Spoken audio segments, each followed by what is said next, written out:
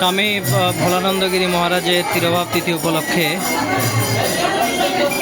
শ্রী শ্রী তারক ব্রহ্ম হরিনাম মহাযজ্ঞ চলছে টিকাটুলি ভোলানন্দগিরি আশ্রমে। আপনারা দেখতে পাচ্ছেন ভক্তদের জন্য ভোগের প্রসাদ রেডি করা হচ্ছে। এখান থেকে সব কিছু একসাথে মেখে তারপরে উপরে যে পঙ্ক বসানো হয়েছে, পঙ্কে সকল ভক্তবৃন্দের মাঝে এই ভোগের প্রসাদ বিতরণ করা হবে। তো ষোড়শ প্রহরব্যাপী শ্রী শ্রী তারক ব্রহ্ম হরিনাম মহাযজ্ঞ চলছে টিকাটুলি ভোলানন্দগিরি আশ্রমে। কালকে অধিবাস গিয়েছে, আজকে নামযজ্ঞ চলছে এবং ভক্তদের মাঝে প্রসাদ বিতরণের জন্য এই ভোগের প্রসাদ রেডি করা হচ্ছে। আপনারা দেখতে পাচ্ছেন।